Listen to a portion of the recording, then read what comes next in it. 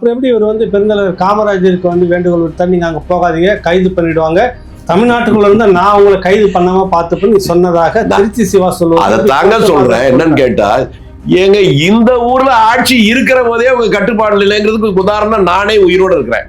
இருங்க, அவர் வந்துட்டு நேரா வந்து கருணாநிதியை பார்த்து இந்த நாட்டையும் ஜனநாயகத்தை நீங்க தான் காப்பாத்துன்னு கையை பிடிச்சி கெஞ்சினா இருந்தது எங்க நடந்தது? இல்லைன்னா கருணாநிதி இவரை வந்து பார்த்தாரா? முதல் நாள் அக்டோபர் 1ஆம் தேதி வந்தாரா? அதுக்கு ஏதாவது சொல்லுங்க. ஆனால் கருணாநிதி ஒரு முறை வந்தார் இவர் வீட்டுக்கு. எப்போனாது உங்களுக்கு தெரியுமா? நான் இப்ப சொல்றேன். நீங்கள் வந்து மானசீகமா வந்து வணங்கக்கூடிய ஒரு பெருந்தலைவர் கொச்சப்படுத்துற விதமா பேசுறது உங்களுக்கு எல்லாம் கொஞ்சம் கூட சொரணம் இல்லையா? அது அவரை தான் கேட்கணும்னா உங்களுக்கு சொரணம் இல்லையா? ஏற்கனவே ஏற்கனவே உங்களை வந்துட்டு பணம் வந்து சுவிஸ் வங்கியில போட்டு வச்சுக்கிறாருன்னு கொச்சப்படுத்தி இருக்கிறாங்க. ஏழை பங்காளனின் ஏழை பங்காளனோட பங்களாவை பாருங்கள் அப்படின்னு படத்தை போட்டு அவர் போட்டாங்க. இவ்வளவு கொச்சப்படுத்தி தோற்கடித்த அந்த நபரை இப்ப கொச்சப்படுத்துற விதம் என்ன விதம்னு கேட்கறேன். நீங்க வந்து சாதாரணமா கதை இல்ல. நீங்க இந்த குற்றச்சாட்டை சொன்ன தம்பி சிவசுப்பிரமணியம் என்னைக்காவது காமராஜரை பார்த்ததாவது உண்டா? இது என்னுடைய முதல் கேள்வி. முதலமைச்சருடைய அப்பாவை கேவலப்படுத்தியிருக்காரு சிவசுப்பிரமணியம். இந்த 4 டிவிலையுமே ஆட்கள் ஃபுல்லா இருக்கான்னு உள்ள அளவு பண்ணாம இருந்தாங்க தெரியுமா உங்களுக்கு? இதெல்லாம் நான் சொல்லணுமா? புது தகவலா இருக்கு. புது தகவல் இல்ல, நான் கூட போனவன் பெருந்தலைவர் கூட. ஆமா, அவருக்கு சிறுநீர் கழிப்பதற்கு கூட அந்த டிவியில அனுமதி கொடுக்காம இருந்த அந்த அயோக்கியத்தனம் செஞ்சதை இப்ப என்னமோ அவருக்காக டிவி போட்டீங்களா? இப்படி தமிழ்நாடே அவருக்கு ஒரு அவருடைய நினைவு சின்னமா இருக்க வேண்டிய இடம். நன்றியுள்ள தமிழர்கள் அவரை காங்கிரஸ்காரனா பார்க்க முடியாது, இந்த தமிழகத்துடைய காவல் தெய்வமா பார்க்கணும். கலகம் மூட்டி குளிர்காய சிலர் நினைக்கிறார்கள். யார் கலகம் மூட்டுனது? அவர் தான் பேசுறது. பிரச்சனை வந்து அப்ப அவர் அந்த கன்சோல்ல இருக்கிறாரான்னு நமக்கு தெரியல. முதலமைச்சர் விளக்கட்டார். 2வது சொல்றாரு, பெருந்தலைவர் காமராசரை பச்சை தமிழர் என்று போற்றியவர் தந்தை பெரியார். அதுக்கு என்ன இருக்கு சொல்லுங்க. ஏன்னா சொல்றது ரொம்ப அநாகரிகமா சொல்லுங்க, தெரிஞ்சுக்கிட்டோம். என்னன்னா உச்சகட்டங்க, இவர்களை அதை விட உச்சகட்டமா வேற யாரும் திட்டி இருக்க முடியாது. அவர் சொன்னாரு, இந்த கண்ணீர் துளி பசங்க காரி ஆகணும்னா வீட்டுல இருக்க பொம்மநாட்டி கூட கூட்டி கொடுப்பாங்க, இல்லைன்னா பதவி எடுக்கணும்ல, எடுத்திருக்கணும் கட்டாயம். அதை விட்டுட்டு பெரியார் சொன்னாரு, அண்ணா சொன்னாரு, அவர் சொன்னாரு, இவர் சொன்னார் என்பது. காமராஜரை விட எனக்கு இன்னைக்கு கருணாநிதி வாரிசு தான் முக்கியம் இருந்தாங்கன்னாக்கா என்ன பண்ணுவீங்க? அங்கேயே போய் சேர்ந்துங்க. நாங்க வேணாம்னு சொல்லலையே. திமுக நீங்க என்ன பண்ணீங்க? இல்ல பெரியார் திமுக எல்லாம் வந்துட்டு திமுக சுதந்திர போராட்டத்துல நான் கேட்கட்டுமா? நான் உங்களுக்கு சொல்லட்டுமா? வரட்டுங்க. இனிமே என்ன பண்றது இவங்கிட்ட? இந்த ராவணா நிறுவனத்திற்கு உங்களுடைய பங்களிப்பை அளிக்க விரும்பினீர்கள் என்றால் ராவணாவின் அதிகாரப்பூர்வ வங்கி கணக்கு எண் கொடுக்கப்பட்டிருக்கிறது. நீங்கள் பங்களிப்பு செய்ய நினைத்தால் அந்த வங்கி கணக்கில் செலுத்தி செய்யலாம்.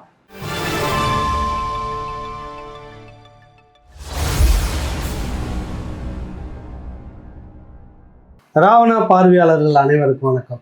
திமுக காங்கிரஸ் ஒரு பெரிய சலசலப்பு ஏற்பட்டிருக்கிற இந்த நேரத்தில் மதிப்புக்குரிய ஐயா திருச்சி வேலுசாமி அவர்களை நம்ம சந்திக்கிறோம். ஐயா வணக்கம். வணக்கம். முதல் கேள்வி என்னன்னா, பெருந்தலைவர் காமராஜ் எமர்ஜென்சி காலகட்டத்தில் திருப்பதிக்கு போகிறதுக்காக மெனக்கெட்டு இருந்தார். இது கேள்விப்பட்ட கலைஞர் கருணாநிதி அவர்கள் வந்து இல்லை போகாதீங்க, நீங்கள் போனீங்கன்னாக்கா எமர்ஜென்சி அந்த அம்மா உங்களை கைது பண்ணிவிடுவாங்க வச்சு, தமிழ்நாட்டிலே இருந்தால் நான் உங்களை பாதுகாத்துக்குவேன் அப்படின்னு சொல்லிட்டு சொன்னதாக ஒரு திருச்சி சிவா வந்து பெரம்பூர் நடந்த ஒரு கூட்டத்தில் பேசுகிறாரு. நான் ஒரு கேள்விக்காகவே வரேன். உங்களை வந்து கைது செய்ய போது முதலாக தமிழ்நாட்டில் எமர்ஜென்சியில் கைது செய்தது உங்களை. ஸ்தாபன காங்கிரஸ் காமராஜர் பக்கம் இருக்கக்கூடிய ஒரு தொண்டரை கைது செய்தது உங்களை. கைது செய்ய போது எனக்காக இரவு முழுக்க பேச்சுவார்த்தை நடத்தி என்னை மீட்டாங்க அப்படின்னு சொல்லியிருந்தீங்க. பேச்சுவார்த்தை நடத்தியது அன்று முதலமைச்சராக இருந்த கருணாநிதி கிட்டேயா அல்லது ஆளுநர் மாளிகையில் இருந்த ஆளுநர் கிட்டீங்களா? அதாவது திமுக ஆட்சி இருந்தது, அதான் சொல்றேன். ஆனாலும் அவர்கள் இருக்கிற போதே கட்டுப்பாடு முழுக்க கவர்னருடைய ஆலோசகர்களாக தவே சுப்பிரமணியம் 2 பேர் போட்டாங்க. என்னை கைது செய்தது முதலமைச்சருக்கே தெரியாது. மத்திய உள்துறை துணை அமைச்சர் வர்றாரு. அப்போ அவரை பார்த்து ஓமேத்தான ஒரு பேரை சொன்னா இவங்கெல்லாம் பயந்துட்டு இருக்கிற நேரம். தலைவர் காமராஜ் மறைந்த உடனேயே முதல்ல என்னை கைது பண்றாங்க. கைது பண்ணதுக்கு அப்புறமா பாராமைச்சர் அப்ப தமிழ்நாடு காங்கிரஸ் கட்சி தலைவர், அவர் என்ன பண்றது தெரியாம ஏதேதோ முயற்சி பண்ணி கடைசியா அந்த கவர்னருடைய அட்வைசர்களை பார்த்து பேசினாதான் முடியுங்கிறதுக்காக முன்னாள் அமைச்சராக இருந்தவர், கேரளாவுடைய கவர்னராக இருந்தவர் ஜோதி வெங்கடாசலம், அவரையும் தீரர் சத்தியமூர்த்தியுடைய மகள் 2 பேரையும் அழைச்சு, நாங்கெல்லாம் போய் பேசினா கூட ஏதாவது பிரச்சனை வரும், நீங்க போய் பேசி எப்படியாவது பேசுங்க, அவன் சின்ன வயசு பையன், எப்படியாவது கூட்டுவாங்கன்னு அனுப்பி அவர்கள் மீண்டும் மீண்டும் மீண்டும் மீண்டும் லட்சுமி விஷ்ணுமூர்த்தி அந்த மாதிரி தீரர் சத்தியமூர்த்தி மகள்லாம் அவங்களுடைய மரியாதையை விட்டுட்டு போய் பேசினாங்க. நான் மறக்கவே மாட்டேன் அவங்களெல்லாம். இரவு 11:45 மணிக்கு தான் அவங்ககிட்ட இருந்து ஒப்புதல் கிடைச்சு என்னை ரிலீஸ் பண்றதுக்கு தகவல் வருது.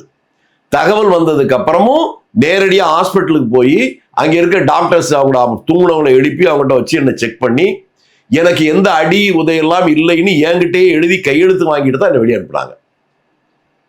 நானே சாட்சி. உங்க ஆட்சி இருக்கிற போதே உங்க கட்டுப்பாடுல இல்ல, கட்டுப்பாட மீறி அவங்க. அப்புறம் எப்படி இவர் பெருந்தலைவர் காமராஜருக்கு வேண்டுகோள் விட்டா நீங்க அங்க போகாதீங்க, கைது பண்ணிடுவாங்க, தமிழ்நாட்டுக்குள்ள இருந்தா நான் உங்களை கைது பண்ணாம பார்த்துப்பேன்னு சொன்னதாக திருச்சி சிவா சொல்லுவாங்க. அதை தாங்க சொல்றேன். என்னன்னு கேட்டா, ஹரிச்சந்திரன் பேரன்ல யார சொல்றீங்க? இப்ப நீங்க யாரையோ சொன்னீங்களே, திருச்சி சிவா. உண்மையை தவிர வேற ஒன்றும் பேசுறது இல்ல.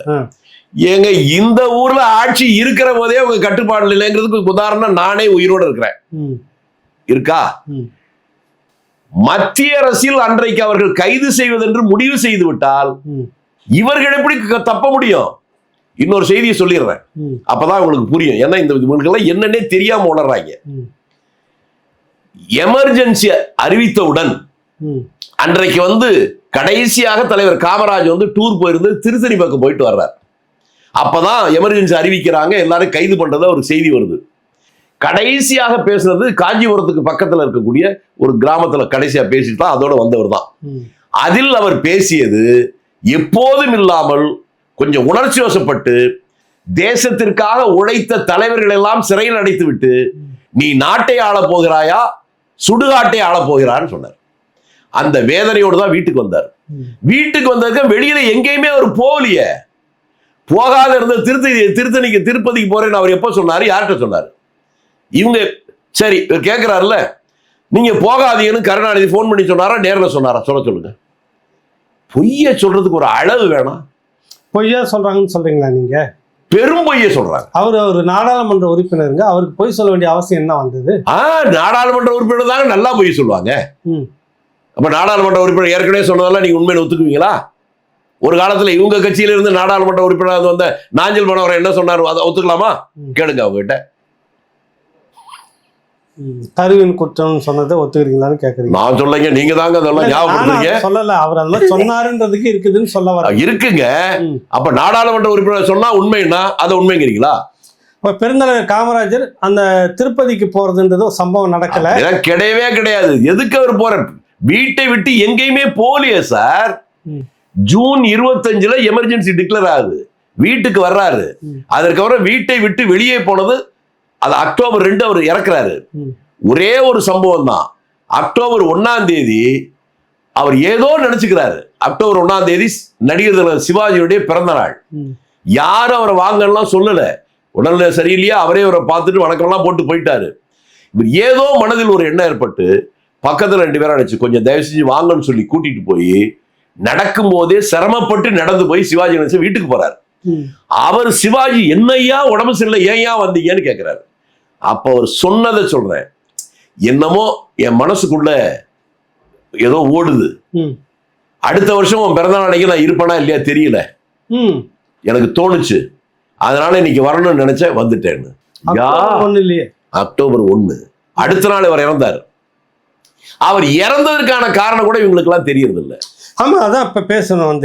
அவர் இறக்குறதுக்கு முன்பு கலைஞர் கருணாநிதியினுடைய கையை பிடிச்சிக்கிட்டு இந்த நாட்டையும் ஜனநாயகத்தையும் நீங்க தான் காப்பாற்றணும். சிரிக்காதீங்க ஐயா, ரொம்ப முக்கியமான விஷயம். உங்களுக்கு சிரிப்பா இருக்கலாம், எங்களுக்கெல்லாம் இது அன்னைக்கு தேதிக்கு என்ன இடுக்கன் வருங்கால் நகுகான்னா என் வேதனையில நான் சிரிக்கிறேன். உங்களுக்கு இடுக்கன் வந்திருக்குது, அதான் சிரிக்கிறேன். சரி, அந்த சோதத்துல சிரிக்கிறேன். அதற்கு முன்பாக நீங்க ஏற்கனவே ராவணாவில் பதிவு பண்ணியிருக்கீங்க. அன்னைக்கு இருக்கக்கூடிய மரகதம் சந்திரசேகர் அவர்கள் சந்திச்சு இந்த மாதிரி இருக்காது, சுமூகமா முக்கியமான சில தலைவர்கள்லாம் கைது செய்ய மாட்டேன்னு இந்திரா காந்தி உத்தரவாதம் கொடுக்கறது. ஒரு சின்ன திருத்தம், அவங்க மரகதம் சந்திரசேகர் ஏன் சொன்னாங்கிறதுக்கு அது ஒரு பின்னணி இருக்கு.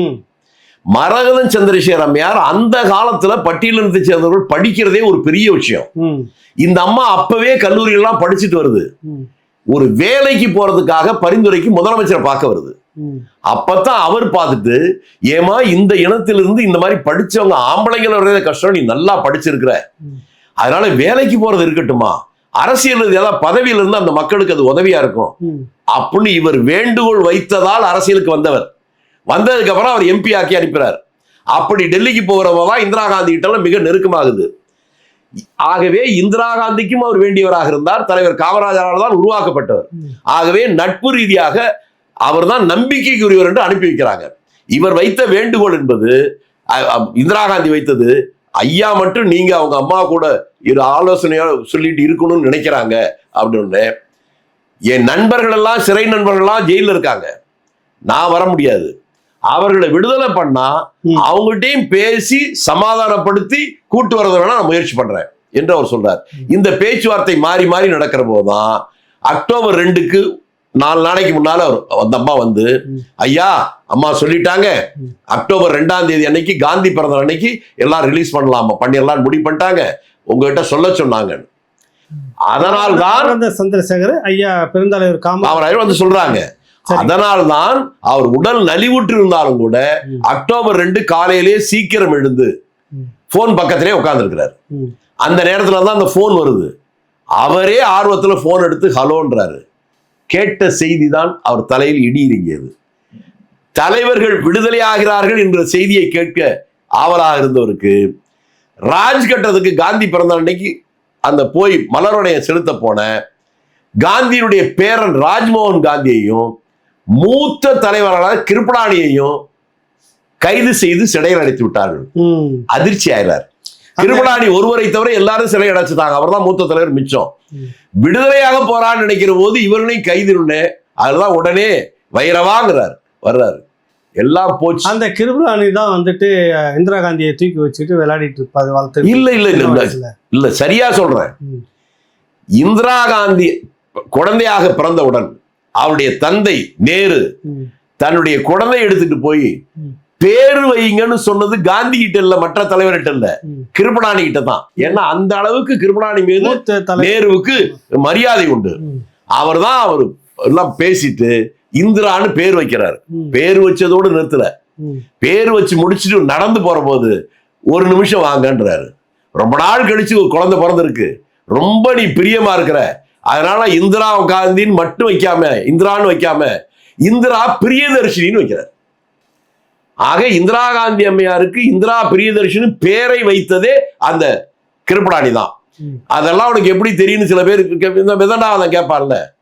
95 வயதை கடந்த நிலையில் அவர் ரொம்ப பலவீனமா இருக்கிற போது தமிழ்நாட்டுடைய கவர்னரா இருந்தார் ஒருத்தர் காந்தியவாதி.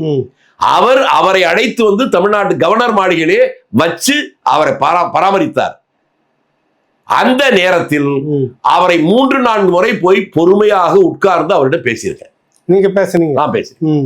அப்ப கிடைச்ச தகவல் அப்பெல்லாம் அவர்கிட்ட கேட்ட பல தகவல்கள் அதுல இது. சரி, இப்ப வந்து இந்த மாதிரி கிருபளானி, அதுக்கு அடுத்தது வந்துட்டு காந்தியோட மகன் ராஜ்மோகன் காந்தி கைது பண்ணிட்டாங்க. இந்த தகவல் தொலைபேசியில வருது. அடுத்து என்ன நடந்தது? அடுத்து என்ன, அதான் சொல்றாரு, வைரவான்றாரு, போச்சு போச்சுன்னாரு, லைட் அணைச்சிட்டு போன்றாரு. சொன்ன உடனே முகத்தை அப்படி துடைக்கிறத பார்த்தோன்னே வைரவன் கூடவே இருக்கிறதுனால மாற்றம் அவன் தெரிந்த உடனே வெளியே வந்த உடனே போன் பண்றாரு. ரெகுலர் டாக்டர் சௌரிராஜன் இல்ல, இன்னொரு ஜெயராமன் ஒரு டாக்டருக்கு போன் பண்றாரு. உடனடியா அவர் என்ன சொல்றாரு, என்னமோ ஒரு மாதிரி இருக்கு, உடனே வாங்கய்யான்னு 10வது நிமிடம் வந்து சேர்ந்துடுறாரு. அவர் வந்து தொட்டு பார்த்துட்டு அவர் சொன்னது அவர் இறந்து 10 நிமிடம் ஆச்சு. இதான் செய்தி அதிர்ச்சி. இப்ப 1ஆம் தேதி அன்னைக்கு என்னமோ தோனி நேரா சிவாஜி கணேசனை போய் பார்த்தா அடுத்த வருஷம் பிறந்த நாளுக்கு நான் இருப்பனும் என்னவோ தெரியாது, என்னமோ தோணுது அதுக்காக வந்தேன்னு சொன்னாரு.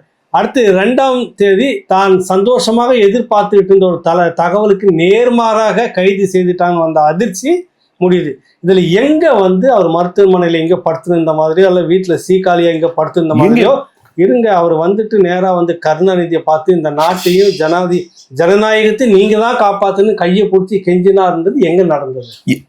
அவங்க தாங்க சொல்லணும். எங்க பார்த்தாரு கருணாநிதி? வீட்டை விட்டே போகலன்னு நான் சொல்றேன்.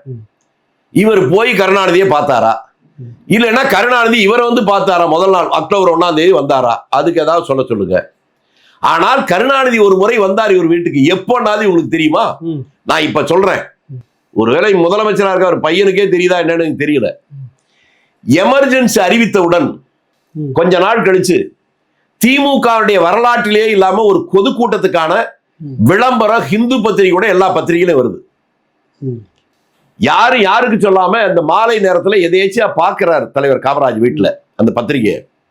அவருக்கு ஏதோ ஒண்ணு தோணுது, ஒன்னே ஒருவரை அழைக்கிறார், நேரடியா பீச்சுக்கு போ, பீச்சில் போய் மேடையில் அவங்க முதல் மந்திரி மற்றவங்களாம் இருப்பாங்க, நான் அனுப்புனேன்னு சொல்லு, எந்த முடிவையும் நீங்கள் இப்ப எடுக்காதீங்க, கூட்டத்தை முடிச்சுட்டு வந்து பாருங்கன்னு சொன்னாருன்னு சொல்லு. அன்று நடந்த இன்னொன்றையும் சொல்லுகிறேன், ஏன்னா அந்த இருக்க பெரிய அறிவாளிகள் அந்த கட்சியில், அவங்களுக்கு எவ்வளவு பேருக்கு தெரியும் தெரியாது. அந்த கூட்டத்தில் தான் மெயின் ரோட்லயே முதலமைச்சர் அமைச்சர் எல்லாம் காரை நிறுத்திட்டு அங்கிருந்து நீண்ட தூரம் நடந்து போய் அந்த மேடைக்கு போனாங்க. அதெல்லாம் கேட்டுட்டு தான் இவர் அதிர்ச்சியில போய் உடனே போக சொன்னார். வர்றாங்க, ஏன் உன்னை வர சொன்னேன்னு தெரியுதான்னு காமராஜர் கேட்கிறார். யாரை பார்த்து கேட்கிறாருங்க? கருணாநிதிய. அவரு தெரியல யார், நான் நினைச்சது சரியா தப்பா சொல்லு, நீ நடந்துகிட்ட முறைய வச்சு பத்திரிகையில பொதுக்கூட்டத்துக்கு விளம்பரம் கொடுத்து நான் பார்க்கல வந்தேன், அதற்கப்புறம் நான் உட்கார்ந்த நீ வந்ததை பத்தி நான் கேள்விப்படுறேன், ரோட்லயே நிறுத்தி பீச்சுக்குள்ள அவ்வளவு தூரம் நீங்க மந்திரிகள்லாம் சேர்ந்து நடந்து போயிருக்கீங்க, எனக்கு அதனால என்ன தோணுச்சுன்னா எனக்கு ஏதோ நீங்க ராஜினாமா அறிவிப்பை கொடுக்க போறீங்கன்னு தோணுச்சு, அதனாலதான் உன்னை வர சொன்னேன். அவர் கையெடுத்து கும்பிட்டு, உண்மைதான் ஐயா, அந்த முடிவோட தான் நாங்க அமைச்சர்கள்லாம் போனோம், நீங்க சொன்னதுனால அறிவிப்பு இல்லாம வந்தோம். அப்ப காமராஜர் சொன்னது, அவங்களா டிஸ்மிஸ் பண்ணா பண்ணட்டும், நீங்க இருக்கிற ஒவ்வொரு நாளும் இங்க இருக்கிற மக்களாவது ஒரு அச்சம் இல்லாமல் பயம் இல்லாமல் இருப்பாங்க, அதை விட்டு நீயே ராஜினாமா பண்றேன்னு. அதனால்தான் அவர் ராஜினாமா பண்ணாமல் இருந்தார். இதுதான் நடந்த உண்மை. அவரை ராஜினாமா பண்ணாம ஆட்சியில இருன்னு சொன்ன காமராஜ் சொன்னதை அவரு கையை பிடிச்சிட்டு நீ என்ன நாட்டை காப்பாத்துன்னு சொன்னதா பொய்யை, பச்சை பொய்யை விதைக்கிறார்கள். அப்படி எதுவும் நடக்கவே இல்லை, எந்த காலகட்டத்திலும் நடக்கவே இல்லை. எந்த மாதிரி அதுக்கப்புறம் எப்ப போனார், எங்க அவர் பார்த்திருந்தா தானங்க கையை பிடிக்கிறதுக்கு, இதுக்கப்புறம் எப்ப பார்த்தாரு? ஏன் திருச்சி சிவா அப்படி சொல்றாரு?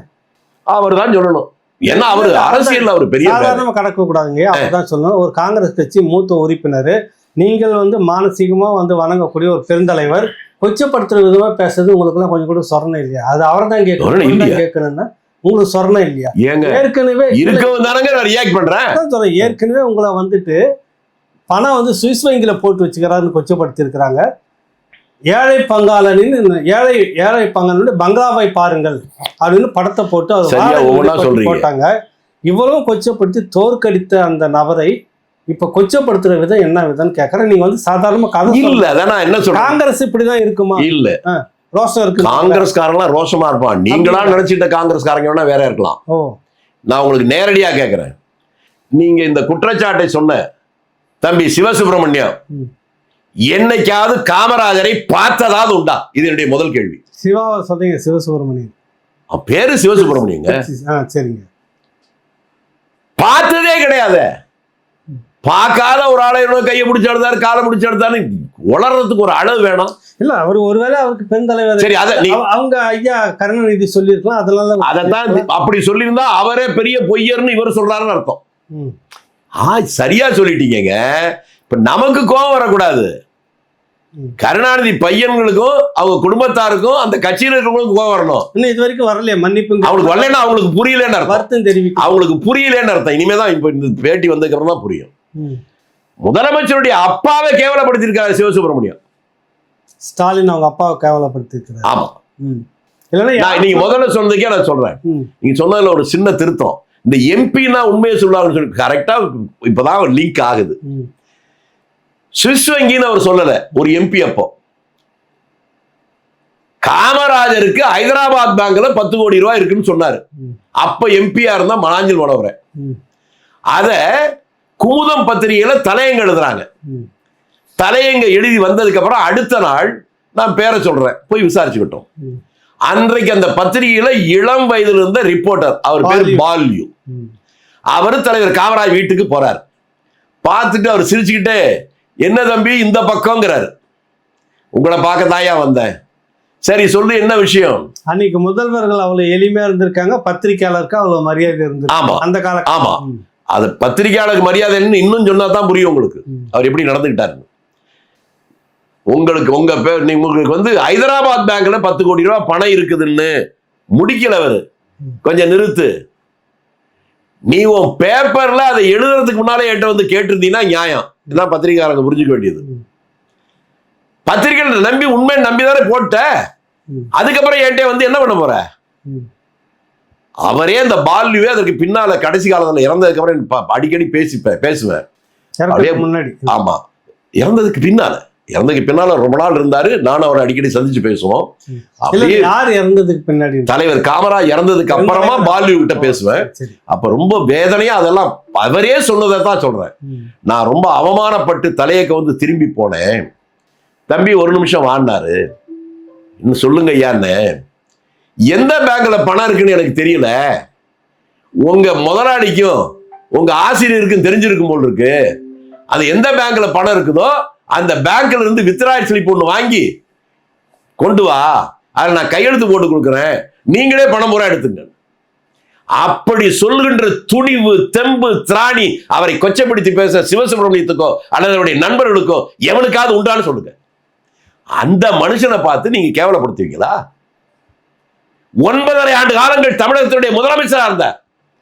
இந்திய அரசியலே தலைகளா புரட்டி போட்டவர், 2 பிரதமர்களை உருவாக்கியவர். செத்து போயிட்டார்ல, அவர் குடும்பத்துக்கு ஏதாவது சொத்து சேர்த்து வச்சிருக்காரா? நீங்க கண்டுபிடிச்சு போக சொல்லுங்க. இல்ல, வீட்டுல ஒரு 100 ரூபாய் காசு கிடையாது. பேங்க்ல என்ன கோடி கோடியா பணம் இருந்துச்சா? இல்ல வெளிநாட்டுல இருந்தா இப்ப புடிச்சிருக்கலாம்ல. அப்படிப்பட்ட மனிதர் வந்துட்டு ரெண்டாவது சொல்றாரு வந்துட்டு உங்களுக்கு அவருக்கு வந்து ஏசி இல்லாம அவரால் இருக்க முடியாது, படுக்க முடியாது அப்படின்னு சொல்லிட்டு இருந்தாங்க. அந்த மாதிரி சொல்லியிருக்காங்க. ஏசி இல்லாம இருக்க முடியாதுன்னு ஒரு பதிவு சொல்றாரு. அதே வந்து பேசியிருக்கிறார் அவர் வந்து. அப்ப அந்த தகவல் வந்து கருணாநிதி அவர்களுக்கு போகிறது. கருணாநிதி வந்து அவர் எங்கெல்லாம் டிராவல்ஸ் அதாவது டூரிஸ்ட் பங்களா டிபின்னு சொல்லுவாங்க, விருந்தினர் மாளிகைன்னு அந்த காலத்துல அங்க எல்லா இடத்துலயுமே இப்ப எல்லா மாவட்டத்திலும் இருக்கும் விஐபிகள் தங்குவதற்காக. அப்ப காமராஜர் அவர் ஏசி இல்லாம இருக்க முடியாது, அவர் ரொம்ப கஷ்டப்படுறாரு அப்படின்னு சொன்ன உடனே எங்கெல்லாம் அவர் தங்குகிறாரோ அங்கெல்லாம் ஏசியை போட்டு கொடுக்கணும். அது எப்போ சொன்னாரு? எமர்ஜென்சிலையா? எமர்ஜென்சி இல்ல, கருணாநிதி சொன்னது வந்து மார்ச் 23 சொல்லியிருக்கிறார். 2023 கருணாநிதி அவர்களே. அதாங்க எப்பங்க அந்த ஏசி போட்டாரு? 2013 கருணாநிதி அவர்கள் மார்ச் 2013 ஏங்க 75 தலைவர் காமராஜ் இறந்துட்டாருங்க. அதுக்கு முன்னால எப்போ அந்த ஏசி எல்லாம் போட்டாங்கன்னு கேக்குறேன். பொய் சொல்றதுக்கு கொஞ்சமாவது வேணாமா? நான் உங்களை பார்த்து சார் நான் கேக்குறேன் சார், காமராஜருக்கு ஏசி இல்லாம இருக்க முடியாது. சரி சரி, அவர் ஒருத்தருக்காக தான் தமிழ்நாட்டில் முழுக்க இருக்க எல்லா டிவிலையும் ஏசி போட்டாலும் பைத்தியக்காரன் கூட நம்ப மாட்டான். இன்னும் வேற வழியே இல்லை, நான் உண்மையை சொல்ல வேண்டியிருக்கு. இவர் முதலமைச்சராக இருக்கிற போது நான் சொல்ல வேணான்னு நினைச்ச சொல்ல வைக்கிறீங்க. திருச்சியிலிருந்து ஒரு நாள் கரூருக்கு போறாரு முதலமைச்சர் காமராஜ். அவருக்கு அப்போ வந்து கொஞ்சம் சர்க்கரை வியாதி இருந்துச்சு, அடிக்கடி சிறுநீர் கழிக்க வேண்டிய நிர்பந்தம் இருக்கும். அப்படி போகிற போது அப்பெல்லாம் டிவி பக்கம் இருந்தா போயிட்டு போறதுன்னு எல்லாரும் நினைப்பாங்க. இவரை கொஞ்சம் கௌரவமா அப்படி பண்றதுக்கு நேரம். திருச்சியிலிருந்து புறப்பட்டா ஒரு டிபி பெட்டாத்தல இருக்கு, இன்னமும் இருக்கு, குளித்தல இருந்துச்சு, மாயனூர்ல இருந்துச்சு, அப்புறம் கரூர்ல இருந்துச்சு. இந்த 4 டிபியிலுமே ஆட்கள் ஃபுல்லா இருக்கான்னு உள்ள அளவு பண்ணாம இருந்தாங்க. தெரியுமா உங்களுக்கு? இதெல்லாம் நான் சொல்லணுமா? புது தகவலா இருக்கு. புது தகவல் இல்ல, நான் கூட போனவன். பெருந்தலைவர் கூட. ஆமா, அவருக்கு சிறுநீர் கழிப்பதற்கு கூட அந்த டிவியில அனுமதி கொடுக்காம இருந்த அந்த அயோக்கியத்தனை செஞ்சதை இப்ப என்னமோ அவருக்காக டிவி போட்டீங்களா? அவருக்கு என்ன ஏசி போட்டு கொடுத்தீங்களா? என்ன நினைச்சிட்டு பேசுறீங்க? எதை வேணாலும் பேசலாமா? யார் நீங்க? அவர் ஒருத்தருக்காக தமிழ்நாட்டில் 150 இடத்துல நீங்க ஏசி போட்டு கொடுத்தீங்களா? அவர் போன எந்த ஊர்ல அவர் போய் ஏசி ரூம்ல தங்கினார்? சொன்னது சிவா, திருச்சி சிவா மேற்கோள். கருணாநிதி அவர்கள் அவராக. ஆமாங்க, அவர் ஹரிச்சந்திரன், இவர் ஹரிச்சந்திரன் பேரன். நான் என்ன கேட்கிறேன், அது எங்க எதுக்கா போட்டான்னு கேட்கிறேன். அப்படி போட்டிருந்தா அது நியாயமா? நீங்க நாளைக்கு முதல் மந்திரி வந்துறீங்க, எனக்கு தேவைங்க இருக்க தமிழ்நாட்டில் இருக்க எல்லா ஊர்ல எனக்கு தனியா ஒரு வீடு கட்டி கொடுப்பீங்களா? சரி, நான் திரும்பி கேட்கிறேன், தலைவர் காமராஜ் முதலமைச்சர் பதவி போனதுக்கு பின்னால தமிழ்நாடு முழுக்க டூர் போகாத ஊர் இல்ல, எல்லா ஊர்லயும் டிவில தான் தங்கினாரா? நான் கேள்விப்பட்டது எளிய மரத்தடியில எல்லாம் உட்காந்துட்டு இருந்த சாதாரணமா இருப்பாரு அவரு. போயிட்டே இருக்கும்போது வயக்காட்டுல வேலை வேற பார்த்துருப்பா, வண்டி நிறுத்தி அப்படியே எடுத்து வாங்க வாங்கன்னு எல்லாரும் பேசிட்டு இருப்பாரு. பொது இடத்துல இங்க சென்னையில சொல்றாங்க, மவுண்ட் ரோடு இருக்குல்ல, சாந்தி தியேட்டர் அந்த முனை, அந்த இடத்துல 2 காலும் ஊனமான ஒரு பிச்சைக்காரன் இருப்பான். எப்ப அந்த பக்கம் போனாலும் அவனை பார்த்தோன்னு நிறுத்தி என்னப்பா சௌக்கியமா இருக்கியான்னு கேட்பாரு. அவனும் அந்த போய் வர்றவெல்லாம் பேசிட்டு எல்லாம் கேட்டு வச்சுட்டு யாராவது இவரை பத்தி தப்பா சொன்னாலும் சரியா சொன்னாலும் அதையெல்லாம் கொட்டுவான். அவர் போலீஸை நம்பல, தான் கூட இருக்கிற மந்திரிகளை நம்பல, அந்த சாதாரண தெருவுல பிச்சை எடுத்துக்கிற பிச்சைக்காரன் இருக்கான் பாருங்க, அவன் சொல்லுவதை வேதவாக்கா எடுத்துக்கிட்டாரு. அவருடைய திட்டங்கள்ல பெரிய திட்டங்கள் எல்லாம் பாமர மக்கள் அவர் எடுத்துக்கிட்டதான். இல்ல இப்ப நீங்க பேசிட்டு இருக்கிறப்ப திரும்ப இந்த ஏசி போட்டதுக்கு சரியான ஒரு பதிலை நீங்க ஒன்றும் சொல்ல வரல. தமிழ்நாடு முழுக்க அவருக்காக ஏசி போட்டு கொடுத்தது ஏற்கிறீங்களா மறுக்கிறீங்களா? முதல்ல அது தெளிவாக வரல. நான் இவ்வளவு நேரம் நாகரிகமா அதை சொல்ல வேண்டாம்னு நினைச்சேன். வேற வழியில சொல்லலைன்னா மக்களுக்கு புரியாது. தமிழ்நாட்டில் இல்ல, இந்த உலக வரலாறுலேயே பொது இடத்துல உண்ணாவிரதம் இருக்கிறேன்னு சொல்லி ஒரு மேடை போட்டு மேடையில கட்டில் போட்டு படுத்துக்கிட்டு வெளியா தலையில ஒண்ணு காலில் ஒண்ணு, என்னது தலையில ஒண்ணு காலில் ஒண்ணு, நீ வேற ஏதோ நினைச்சிட்டீங்களோ? ஏசி வச்சிருந்த ஆள் யாரு?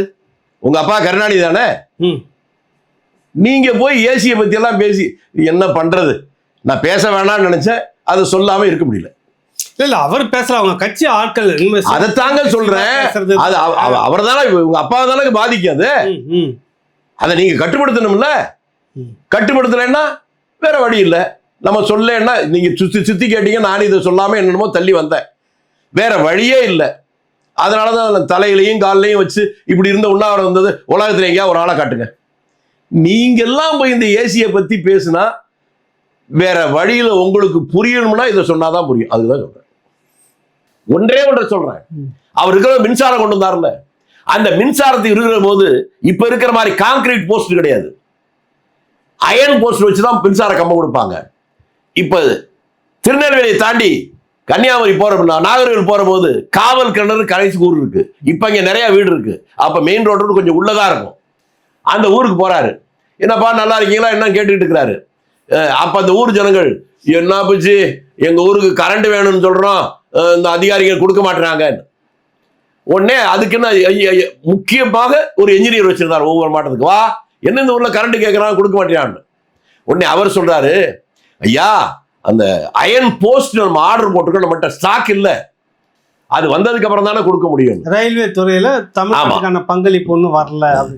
உடனே அவரு ஆமா, அதிகாரி என்ன பண்ணுவாரு, அந்த போஸ்ட அரசாங்கம் வாங்கி கொடுத்தாங்க அவர் போட முடியும், அதனாலதான் ஒரு விழா சொல்லிட்டாரு, அவர் வந்த உடனே உங்களுக்கு வரும். பின்னால ஒருத்தன் வெறும் கோவணம் மட்டும் கட்டின ஒருத்தன் என்ன பிச்சு அந்த ஆபீசர் தான் விவரம் தெரியாம சொல்றாருன்னா நீயும் அதே சொல்றேங்கிறான். ஒருமையில ஒரு முதலமைச்சரை பார்த்து உடனே இவர் கேட்டு, யாருப்பா யாருப்பா யாரு யாருங்கிறாரு. நான் தாங்கிறேன், ஒதுக்கி வா வா பக்கத்துல இருந்து, நீ என்ன சொல்ற எனக்கு புரியலேங்கிறாரு. இரும்பு போஸ்ட் இல்லாட்டி என்ன, நம்ம ஊர்ல தான் இம்புட்டு பணம் கிடக்குல்ல, அதை அங்கங்க அறுத்து நட்டு வச்சு அதுல கம்பி எடுத்துட்டா லைட் எரியும்ல, அப்புறம் இரும்பு போஸ்ட் உடனே மாத்திக்கலாம். அதை ஏற்றுக்கொண்டு அடுத்த நாளே இந்த வேலையை வச்சு தமிழ்நாட்டுல முத பனைமரத்தை நட்டு வச்சே மின்சாரம் கொடுத்தது அந்த ஊர்ல.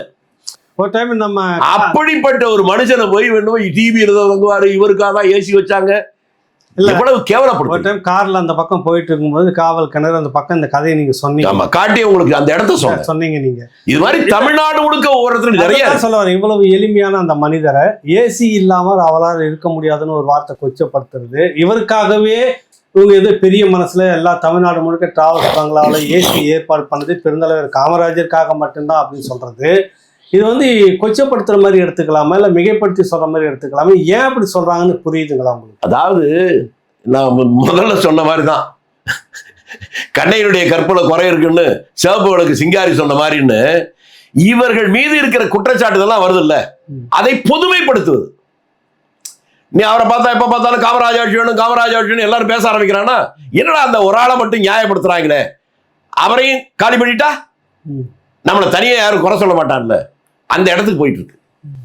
ஆனால் இவர்களால் அது நடக்க. சரி, உங்க கட்சியில யாருக்கும் அப்படி ஒரு மாபெரும் தலைவர் உங்க கட்சியில இன்னைக்கு அங்கீகரிக்கப்பட்ட, அதுவும் இல்லாம மதிக்கக்கூடிய, நாட்டுக்கு தியாகம் பண்ண ஒரே ஒரு தலைவர் இன்னைக்கு சொல்லக்கூடியது நிறைய பேர் இருக்காங்க. அதுல முதன்மையானவர் பெருந்தலைவர். இவ்வளவு பேசுறாங்க, உங்க கட்சியில ஒரு இதுவும் இல்லை, ஒரே ஒரு எதிர்ப்பு. அந்த ஒரு கொஞ்சம் பேர் போய் அவர் திருச்சி சிவா வீட்டை முற்றுகையிட்டு இருக்காங்க. சரி, ஏன் இது வந்து இப்ப பயமா உங்களுக்கு திமுகவை கண்டு? பயம் எங்களுக்கு இல்லைங்க. சரி, இதை வந்து எங்க கோவப்படணும்னா, காமராஜ் என்கின்ற மனிதர் காங்கிரஸ் கட்சிக்காரர் அல்ல, காங்கிரஸ் கட்சி சொத்து அல்ல, மக்கள் இந்த தமிழகத்தினுடைய சொத்து. நான் தெளிவா சொல்றேன், தமிழ்நாட்டில் எந்த மூலைக்கு போனாலும், எந்த நீர்நிலையில இந்த டேம மதக திறந்தா அதுல இருந்து துள்ளி நீர் இருக்குல்ல, அது கூட காமராஜ் தான் குதிக்குது. தமிழ்நாட்டில் பிஹெச்எல் மாதிரி பெரிய பெரிய ஆலைகள் எங்க வேணாலும் போங்க, அங்கிருந்து போற புகையெல்லாம் காமராஜ் தான் போகுது. தமிழ்நாட்டில் இருக்கிற சின்ன சின்ன ஊர்ல போய் அங்க இருக்கிற பள்ளிக்கூடத்தை தட்டினாலும் டொக்கு டொக்குன்னு வராது, காமராஜ் தான் வரும். இப்படி தமிழ்நாடே அவருடைய நினைவு சின்னமா இருக்க வேண்டிய இடம். நன்றியுள்ள தமிழர்கள் அவரை காங்கிரஸ்காரனா பார்க்க முடியாது, இந்த தமிழகத்தினுடைய காவல் தெய்வமா பார்க்கணும். அப்ப இது என்ன, காங்கிரஸ்காரன் தான் கோவம் வரணுமா? தமிழ்நாட்டில் இருக்க காத்தான், கருப்பன், சுப்பன் அவ்வளவு பேருக்கும் இன்னைக்கு தமிழ்நாடு இன்றைக்கு உருவாகி இருக்கிறனா அதுக்கு அவர் தான் காரணம் என்கின்ற நன்றியோடு பார்த்துக்க வேணாமா? நாடே கொந்தளிச்சிருக்க வேணாமா? அதெல்லாம் கேட்கணும். இந்த நாட்டில் நீங்களும் தான் அங்க, நீங்களுக்கும் கோவம் வரணும்ல. வாங்க போவோம், 2 பேரும் போவோம், பேசிட்டு போவோம், இந்த போராட்டம் பண்ணுவோம் வாங்க. அதெல்லாம் சொல்லணும். நீங்க காங்கிரஸ்காரன் வரலன்னு கேக்குறீங்க. நன்றியுள்ள தமிழர்கள் யாராக இருந்தாலும் கோபம் வரும். நன்றி இல்லாதவர்கள் யாராக இருந்தாலும் காங்கிரஸுக்கு உள்ளே இருந்தாலும் வராது. அதை சொல்லுங்க. அதுதான் கேட்க வரப்ப இவ்வளவு கொந்தளிப்பு ஒரு பொதுமக்கள் மத்தியில் இருக்குது, மக்கள் கிட்ட இருக்குது, உங்களை போல என்னை போல எல்லார்கிட்டயுமே இருக்குது. காமராஜர் வந்து ஒரு சாதிக்கானவரோ, ஒரு மதத்துக்கானவரோ, ஒரு இனத்துக்கானவரோ இல்ல, தமிழ்நாட்டுடைய சொத்து அப்படின்னு எல்லாமே பேசுறோம். ஒருத்தர் கொச்சப்படுத்தி பேசுறாரு. நீ திருப்பதிக்கு போகாதீங்க, உங்களுக்கு பாதுகாப்பு இல்லை, நான் தரேன்னு ஒரு கதையை விடுறாரு. ஏசி இல்லை, அந்த ஏசியை போட்டு விடுறாருன்னு ஒரு கதையை விடுறாரு. எல்லாவற்றுக்கும் மேலாக சாகும்போது இவர் தான் அடுத்தது, நீ தான் காப்பாற்றணும் கருணாநிதியை அப்படின்னு சொல்றாரு. இது எனக்கு புரியல அப்படின்றதுக்கு தான் இந்த கோபம். இவ்வளவு பொய் சொல்லக்கூடிய இந்த திமுகவை நீங்கள் வந்து ஒண்ணு தூக்கி சுமந்துகிட்டு இருக்கிறதுக்கான காரணம் என்ன? சரியா சொன்னீங்க. சொல்லுங்க. நாங்க தாங்க அவங்கள சுமக்கிறோம், அவங்க எங்களை சுமக்கல. அவங்க என்னமோ அவங்க தெய்வம் தான் காங்கிரஸ்காரன் இருக்கதான் நினைக்கிறாங்க பாருங்க. அதுதான் அவங்களை எதிர்காலத்துல ரொம்ப சோகத்தில் ஆழ்த்த போகுது.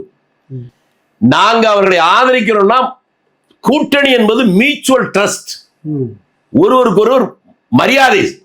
நான் வணக்கம் சொன்னா நீங்களும் வணக்கம் சொல்லணும், நான் வணக்கம் சொன்ன வா அப்படின்னா அதுக்கு பேர் மரியாதை இல்லை. இவங்க பெரியண்ணன் மனோபலத்துல போனதுக்கு அந்த குணத்தை மாற்றிக்கொள்ளாவிட்டால் இழப்பு எங்களுக்கு அல்ல, அவர்களுக்கு தான். இப்ப நீங்க இவ்வளவு பேசுறீங்க. நேற்று மாலை உங்களுடைய பேட்டி ஒன்று பார்த்தேன். முதலமைச்சர் வந்து வருத்தம் தெரிவிக்கணும், மன்னிப்பு கேட்கணும், இது ஒரு தார்மீக பொறுப்பு, நியாயம்தான் நீங்க சொல்றது. ஆனால் இன்னைக்கு முதலமைச்சர் வந்து சொல்லியிருக்கிறாரு. ஆனால் வருத்தம் ஒரு வார்த்தை கூட இல்லை, இல்லை அதை விட கூடுதலான சில வார்த்தைகள் வந்திருக்கு. எனக்கு புரியல. ஐயா உங்ககிட்ட கேட்டு தெரிஞ்சுக்கிறேன். அவர் சொல்றாரு, கலகம் மூட்டி குளிர்காய நினைக்கும் தீயவர்களின் எண்ணத்துக்கு இடம் கொடுக்காதீர்கள் என்றார். நியாயம்தான், கரெக்டுங்களா? நம்ம ஒன்னா இருப்போம், குறுக்கால யாருன்னா வந்து கலகம் பண்ண, கனல் மூட்டினாதான் சோறு சமைக்கவே முடியும். அது அவருக்கு தெரியல. யாரு கலகம் மூட்டுறாரு? திருச்சி சிவா கலகம் மூட்டுறாரா என்னன்னு எனக்கு தெரியல. ஒருவேளை திருச்சி சிவா டெல்லி பாஜக கன்ட்ரோலுக்கு போயிட்டாரா இல்லையான்னு எனக்கு தெரியாது. ஆஹா, இல்ல இருக்கலாம், இல்ல கண்டுபிடிச்சிட்டீங்க. குளிர் கலகம் மூட்டி குளிர்காய சிலர் நினைக்கிறார்கள். யார் கலகம் மூட்டுனது? அவர் தான் பேசுறது, பிரச்சனை வந்தது. அப்ப அவர் அந்த கன்ட்ரோல்ல இருக்கிறாரான்னு நமக்கு தெரியல. முதலமைச்சர் விளக்கட்டார். 2வது சொல்றாரு, பெருந்தலைவர் காமராசரை பச்சை தமிழர் என்று போற்றியவர் தந்தை பெரியார். இதுக்கு அதுக்கு என்ன இருக்கு? ஒரு சம்பந்தம் இல்லையே. பெரியார் சொன்ன எல்லாத்தையும் சொல்லாமா? சொல்லுங்க, என்ன சொன்னார் சொல்லுங்க. திமுக அவங்களை எல்லாம் திமுகனே அவர் சொன்னது இல்ல, கண்ணீர் துளி பசங்க தான் சொல்லுவாரு. சொல்லி அவர் அப்ப சொல்லி விடுதலை வந்ததெல்லாம் இப்ப எடுத்து போட்டா எல்லாரும் தற்கொலை. ஒரு வார்த்தை என்ன சொல்லுங்க. வேணாங்க, சொல்றது ரொம்ப அநாகரிகமா சொல்லுங்க, தெரிஞ்சுக்கிட்டோம். ஐயோ என்னன்னா உச்சகட்டங்க, இவர்களை அதை விட உச்சகட்டமா வேற யாரும் திட்டி இருக்க முடியாது. அவர் சொல்றாரு, இந்த கண்ணீர் துளி பசங்க காரி ஆகணும்னா வீட்டுல இருக்க பொம்மநாட்டி கூட கூட்டி கொடுப்பானுங்க. எதுக்காக பெரியார் பச்சை தமிழன் சொன்னார்? இதெல்லாம் தேவையா? சரி, சொல்லி இருக்கிற தவறை திருத்துவதற்கு முயற்சி செய்யாம, உங்களுக்கு துணை பொதுச் செயலாளர் தானே, ஏன்டா பேசணும் நீ எல்லாம் கேட்கணும், இல்லைன்னா பதவி எடுக்கணும்ல, எடுத்துருக்கணும் கட்டாயம். அதை விட்டுட்டு பெரியார் சொன்னாரு, அண்ணா சொன்னாரு, அவர் சொன்னாரு, இவர் சொன்னார் என்பது மன்னிக்க வேண்டும். முதலமைச்சர் தவறான திசை நோக்கி பயணிக்கிறார். இல்ல, அவருடைய கருத்துல ஒண்ணு சொல்றாரு, குடியாத்தம் இடைத்தேர்தலில் பெருந்தலைவருக்கு எதிராக வேட்பாளரை நிறுத்த வேண்டாம் என அண்ணா முடிவெடுத்த பேரறிஞர் அண்ணா முடிவெடுத்தார். இது ஏன் சொல்லணும்? அது ஏன் சொல்லணும்னா அவருக்கு அதை பத்தி எதுவும் தெரியலன்னு அர்த்தம். நான் இப்ப சொல்றேன் கேட்டுக்க. யாருக்கு தெரியலன்றீங்க நீங்க? முதலமைச்சருக்கே அந்த கட்சியை பத்தியே தெரியலன்ற. சரிங்க. 49 அந்த கட்சி உருவாகுது. ஆமா, திமுக உருவாகுது. 57 தேர்தல் நினைச்சா. ஆமாங்க.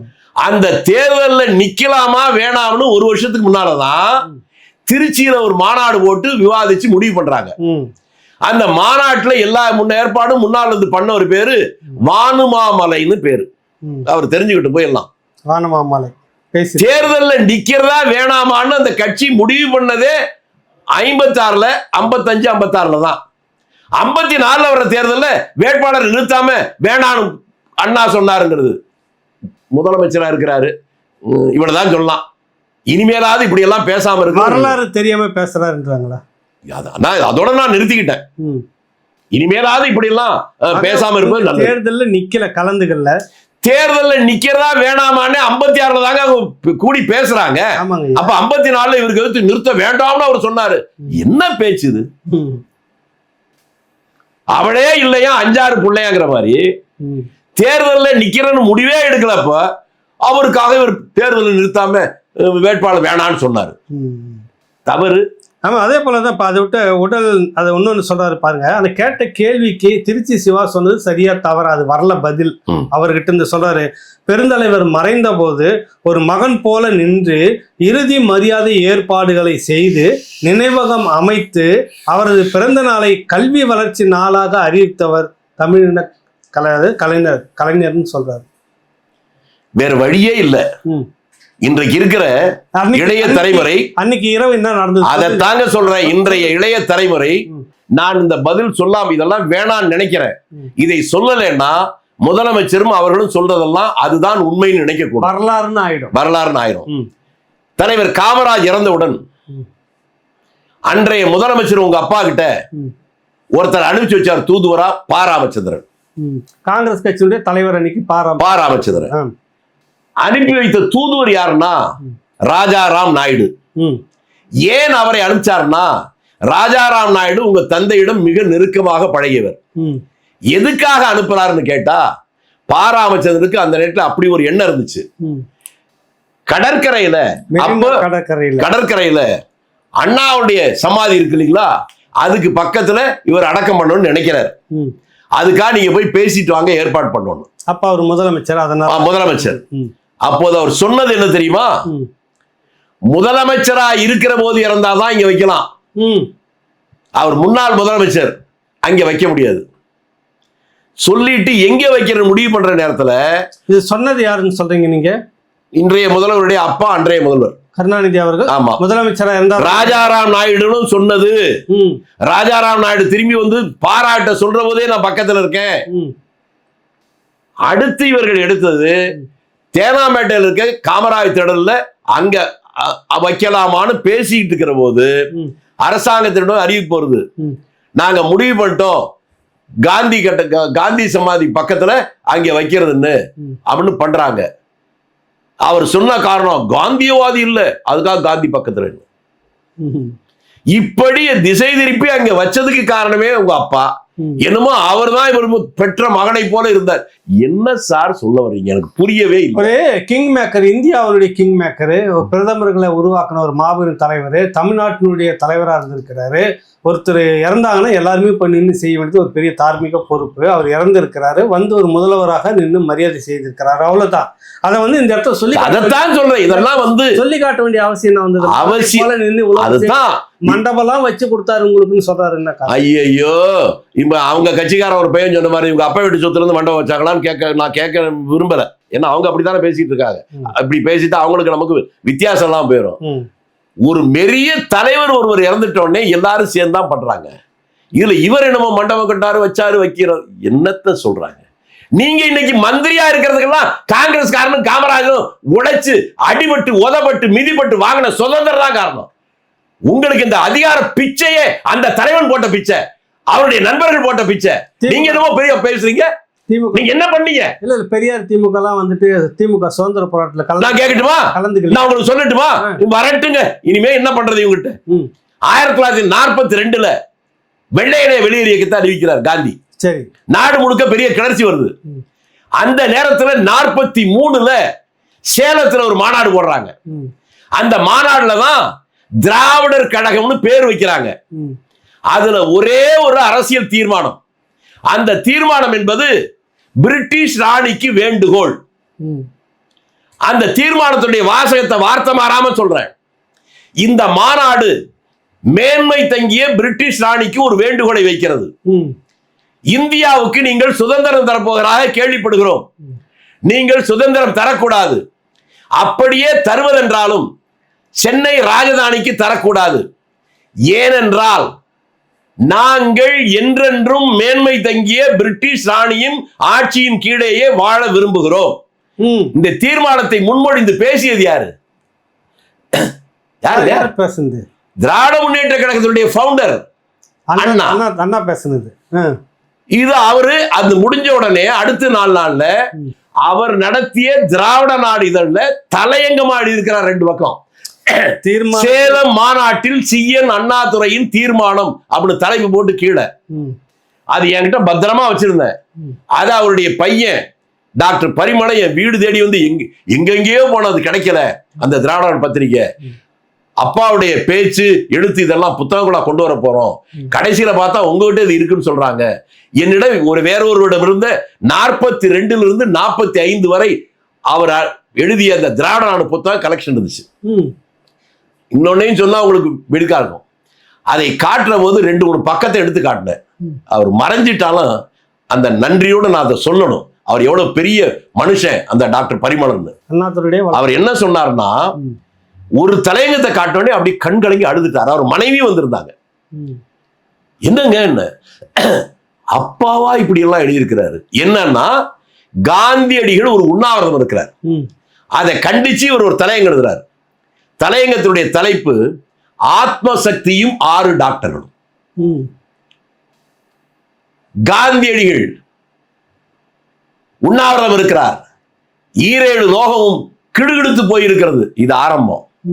முடிகிற போது கடைசி வரை சொன்னா உங்களுக்கு கேட்ட மாதிரி தெரியும். கோல மயில்களாட, கோபாலசாமிகள் தாளம் போட, சுசிலா நையர் அடிவரிட, கன்னி பெண்கள் தோளிலே கை போட்டபடி வருகிறார் பராக் பராக் பராக். காந்தியை கொச்சப்படுத்தி இப்படி எழுதுறாங்க. இதை படித்த அவருடைய வளர்ப்பு மகன் டாக்டர் பரிமளம் இப்படியா அப்பா எழுதினாரு என்று அழுது விட்டார். அவரும் மனுஷன். நீங்க ஏன் பொய்ய திரும்பி திரும்பி திரும்பி திரும்பி அதை நியாயப்படுத்த பாக்குறீங்க? இல்ல, அதை உங்ககிட்ட இருந்து வாங்கிட்டு போன அந்த விஷயத்தை சொல்லுங்க. வாங்கிட்டு போனாரு. திரும்ப என்ன பண்ண? அதற்கு இல்ல, திரும்பி என்கிட்ட அது அந்த பேப்பர் எடுக்கிற போதே ஒடிகிற மாதிரி. அப்பெல்லாம் பேப்பர் தரமான பத்திரிகை கிடையாது. என்ன பண்றது? அது என்னன்னா சோ என்கிட்ட இருக்க தெரிஞ்சு எனக்கு குடுன்னு கேட்டார். அவர்கிட்ட கொடுக்க எனக்கு விருப்பம் இல்லை. ஆனால் இவர்களும் ஏன் கொடுத்தேங்கிறது ஒரு காரணம் சொல்றேன். இவர் எனக்கு அப்ப அறிமுகம் கிடையாது. ஒரு நாள் காலை 6 மணிக்கு வீட்டுல பெல் அடிக்கிறாங்க. கதவை திறந்தா யாரோ ஒருத்தர் ஒரு பேண்ட் ஷர்ட் போட்டு நிக்கிறாரு. பக்கத்துல நல்ல பட்டு சேலையை கட்டி இருக்காங்க. வணக்கம்னு சிரிக்கிறாங்க. நானும் வணக்கங்கிறேன். உங்களுக்கு யார் வேணும்னு கேட்டேன். நீங்க தான் வேணுங்கிறாங்க. உடனே நான் சொல்றேன், உங்களை எனக்கு தெரியலையேன்றேன். அவர் திரும்பி சிரிச்சுக்கிட்டே கேட்டாரு, நீங்க தான் வேணும்னு சொல்லிட்டேன், உள்ள வாங்கன்னு கேட்க மாட்டீங்களா? அவருக்கு அந்த நகைச்சுவை உணர்வு ரொம்ப அதிகம். எனக்கு ஐயோ தப்பா நினைச்சுக்காதீங்க, தப்புதான், வாங்க உட்காருங்க, இப்ப சொல்லுங்க யாருன்னு. நான் டாக்டர் பரிமளம், CNA பையன். அவர் சொன்னதை அப்படியே சொல்றேன். CNA மகன், இது என்னுடைய மனைவி அப்படின்னு சொன்ன உடனே நீங்க வந்திருக்கீங்க என்னன்னு நான் கேட்கிறேன். இப்ப நான் கிராமத்துக்காரன், அப்படியே அதிர்ச்சி ஆயிட்டேன். என்ன சொன்னா, அந்த பட்டு சேலையுடைய முந்தானை அப்படி விரிச்சு அந்த அம்மா மடிப்பிச்சை கேட்டு உங்ககிட்ட வந்திருக்கேன். நான் ஆடி போயிட்டேன். கிராமத்துக்காரன் அந்த வார்த்தையை கேட்டோடனே, இந்தம்மா பெரிய வார்த்தை சொல்லி, ஐயோ என்ன செய்யணும்னு சொல்லுங்கம்மா, இப்படி எல்லாம் பேசாதீங்கம்மான்ற. அப்பதான் சொல்றாங்க, அந்த பழைய கலெக்ஷன்லாம் தேடும் போது திராவிடர் கழக ஆபீஸ்ல இந்த குறிப்பிட்ட நாள் இருக்கிறது இல்ல. அதான் நடுவுல கொஞ்சம் பக்கம் காணாம.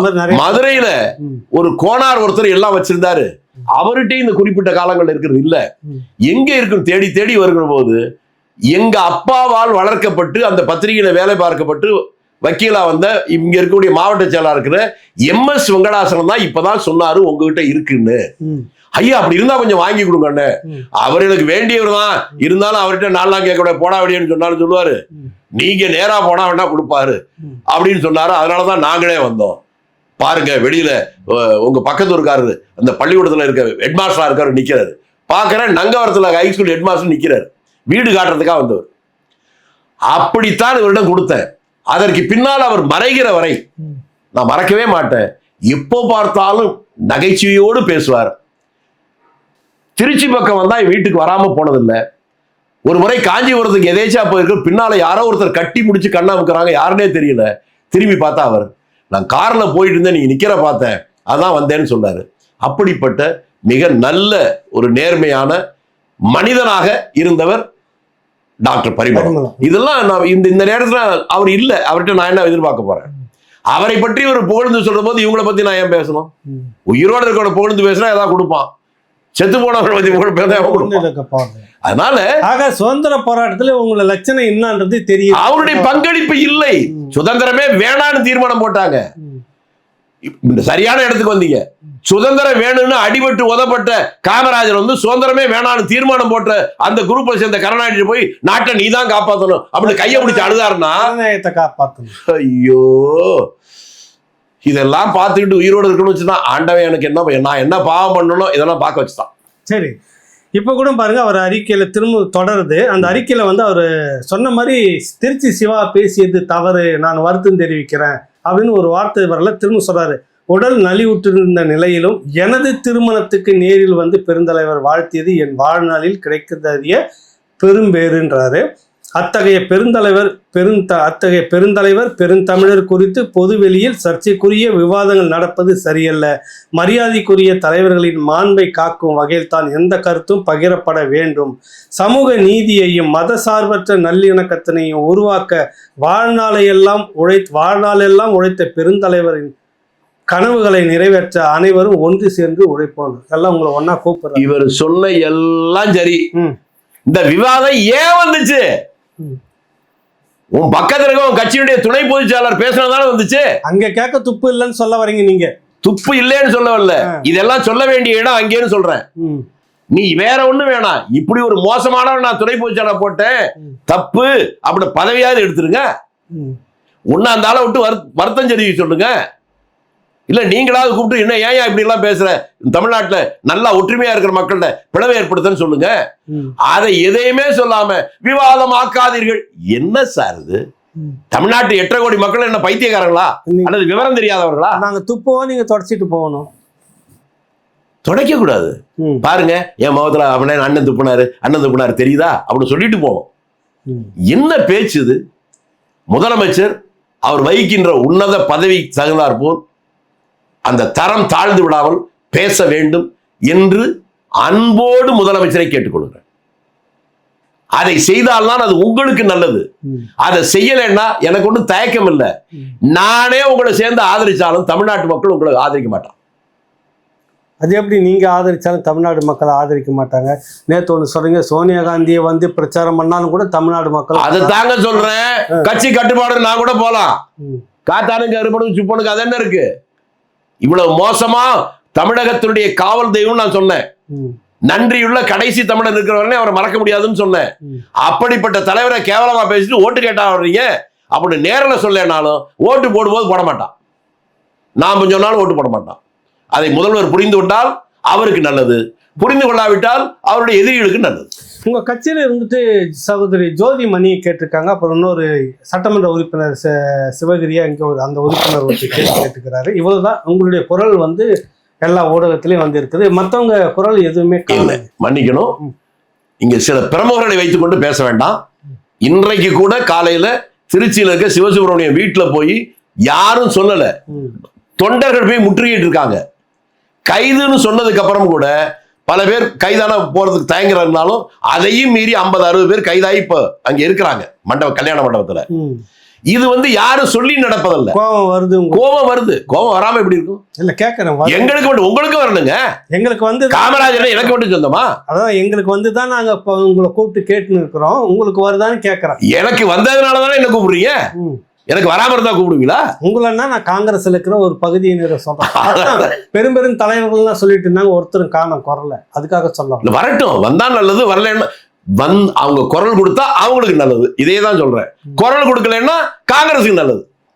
இந்த மாதிரி அயோக்கியம்லாம் இனம் கண்டுபிடிச்சு தொண்டை ஒதுக்கிடுவான். காமராஜரை விட எனக்கு இன்னைக்கு கருணாநிதி வாரிசு தான் முக்கியம்னு இருந்தாங்கன்னாக்கா என்ன பண்ணுவீங்க? அங்கேயே போய் சேர்ந்துங்க. நாங்க வேணான்னு சொல்லலையே. இங்க இருந்தா உணர்வோட காமராஜரை பற்றி ஒருத்தன் குறை சொல்லியே அதை எதுக்குறேன்னா உனக்கு இங்க என்னடா வேலைன்னு சத்தியமூர்த்தி பவன்ல பாதுகாப்பட்டாபிஷேகம் செய்வாங்க. நல்லது. ஒரு உணர்ச்சிகரமான தகவலை பரிமாறிக்கு கடைசியா சொன்னது பாதுகாப்பு பட்டாபிஷேகம். அது எதிர்பார்க்க கூடாத ஒண்ணு வந்திருக்குது. நடக்குதான்னு பார்க்கலாம். நன்றி, வணக்கம். நன்றி, வணக்கம்.